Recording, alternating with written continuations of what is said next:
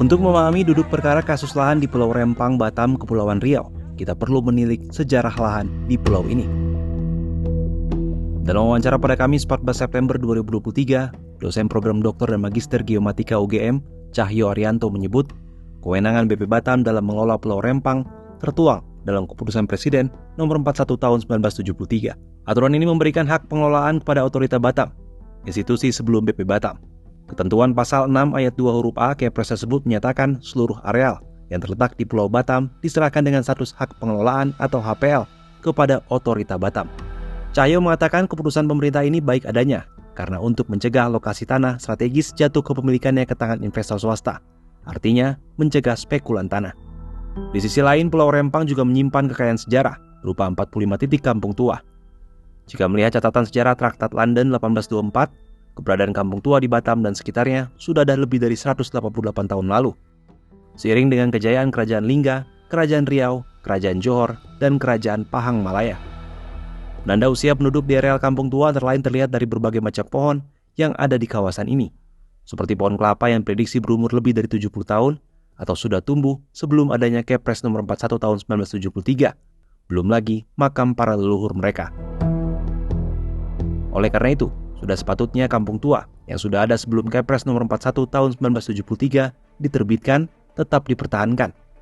Sebagaimana keputusan Wali Kota Batam Nomor KPTS 105 HR3 2004 tanggal 23 Maret 2004 tentang penetapan wilayah perkampungan tua di Kota Batam.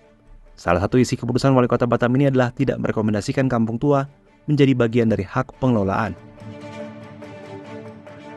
Tapi luasan kampung tua itu ya nggak ada 3% atau 2% dari keseluruhan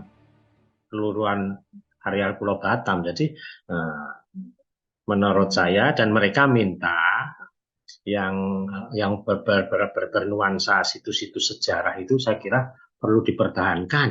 Dan menurut tulisan saya ya perlu dipertahankan dan itu malah justru bisa jadi objek wisata, katanya mau buat Rempang City wisata.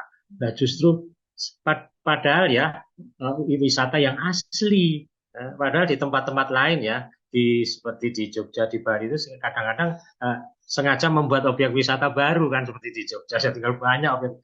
Nah di sana itu objek wisata yang justru bernuansa sejarah itu yang tetap harus dipertahankan.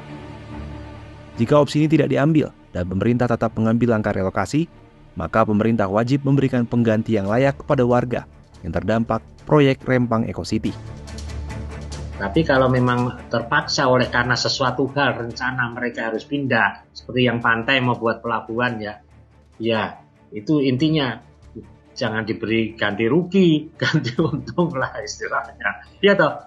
Nah sekarang namanya istilah ganti untung itu sudah populer atau di jalan tol. Kenapa untuk pengadaan jalan tol? Bisa, tidak ada masalah toh. Saat ini, pemerintah menyiapkan lahan seluas 450 hektar di Pulau Galang untuk relokasi warga Pulau Rempang. Sebanyak 2.700 rumah tipe 45 akan dibangun. Setiap rumah berdiri di atas lahan 500 meter persegi. Proses pengerjaannya ditargetkan rampung dalam waktu 2 tahun. Cahyo menambahkan status lahan relokasi bagi warga kampung tua harus diperjelas sejak awal. Selain untuk memberi kepastian lahan pengganti bagi warga terdampak, pemerintah juga perlu melindungi tanah relokasi dari kemungkinan jual beli ke pihak di luar warga asli yang memang sejak lama bermukim di Pulau Rempang.